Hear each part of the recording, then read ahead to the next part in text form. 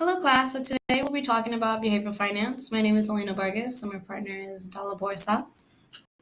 Hey everyone. So, Alleyna, what is behavior finance? Behavioral finance is study how psychology impacts our money-making decisions and our investment decisions, and it also shows how we spend our money, how it impacts the financial market. And the human behaviors influence these decisions. So basically, that means your emotions play a big role in how you spend your money. So, why should we learn about this? So learning about these behaviors can help reduce your bad spending habits.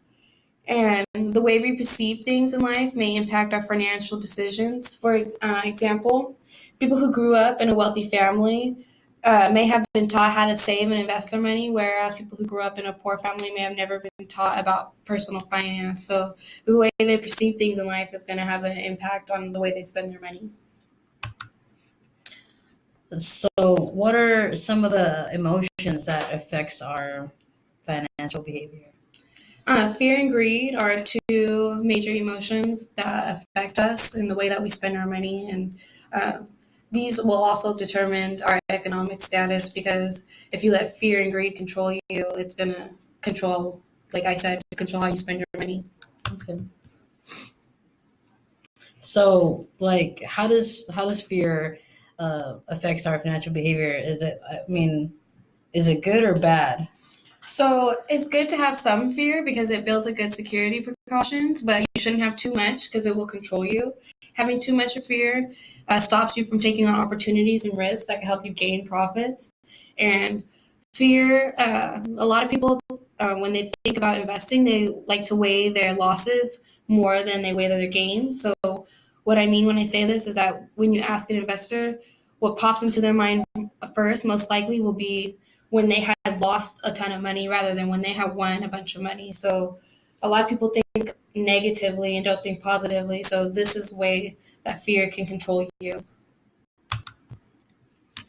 And an example of fear would be when the market drops and a young investor right then decides to sell all their stocks and bonds. So doing that is letting their emotions take control over them.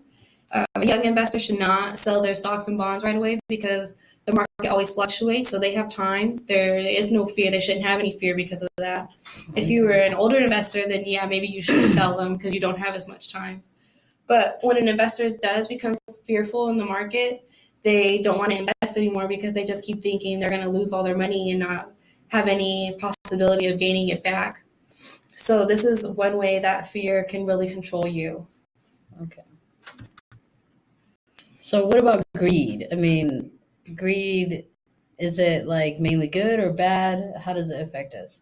So it's good to have some greed so that you could take on more risk, but having too much greed can have a really bad impact and make you lose your investments instantly.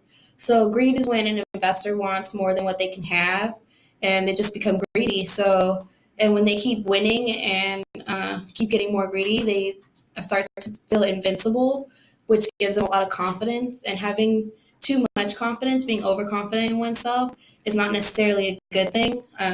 You can have too much confidence within yourself and not see that you're making the wrong decision, which can really have a really, really bad impact on your investments.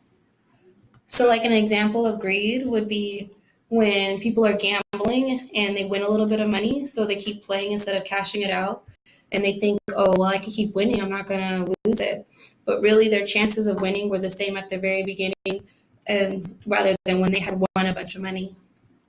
So, like I said, it is good to have some greed so that you could take on some risk, but having too much could have a quick negative effect on your investment. So, you want to keep that in mind. So, how does our financial behavior affects our economic status? So, it affects our economic status by the way that we choose to spend our money. What I mean by this is, like, for example, the low income class likes to buy a lot of cheap stuff that isn't necessary, and their reasoning is, well, it was cheap, so I'm going to buy it. And they also like to play keeping up with the Joneses. This phrase just means that they like to purchase a lot of high-end brands and fancy clothes so the outside of them looks really rich and nice, but inside their pockets, they really don't have much. And playing this game will keep you in the lower income class because you're not buying any assets that generate you profits. You're just wasting your money on stuff that's not going to matter in 10 years. Oh, you gotta look good, right? Yeah, I guess. The middle class, for example, they like to buy what they think are assets, but really they're purchasing liabilities. So, for example, they'll purchase a house, and that could be an asset, but since they won't rent it out, it's just being a liability because they're not gaining any profits from it. They're not generating money from it. It's just taking money from them. And the middle class also works as hard just to maintain all of these liabilities. So if they're not investing anything, then all these liabilities just lock them into the middle class because they're not getting more money. They're just living paycheck to paycheck in order to maintain these. Like me, pretty much. In the upper class, they spend all their money on necessary bills and whatnot, and they also buy assets that generate them profits. So, for example, the upper class will buy a house and then rent it out. So they're gaining money instead of it just sitting there costing them more money. And the upper class also invest their money in stocks and bonds and stuff. They're always purchasing items that can get them more money. So they're never just wasting it. They're always trying to find ways to generate more and more. Like our professor, Candy. Yes, our professor is really good at investing. We all need to take notes, some serious notes. Yeah, serious notes from that woman. I'm just kidding. Our professor, I'm sorry. So in conclusion, financial behaviors may affect us all, but learning about these behaviors can reduce our bad spending habits and hopefully gain us more profits in the future.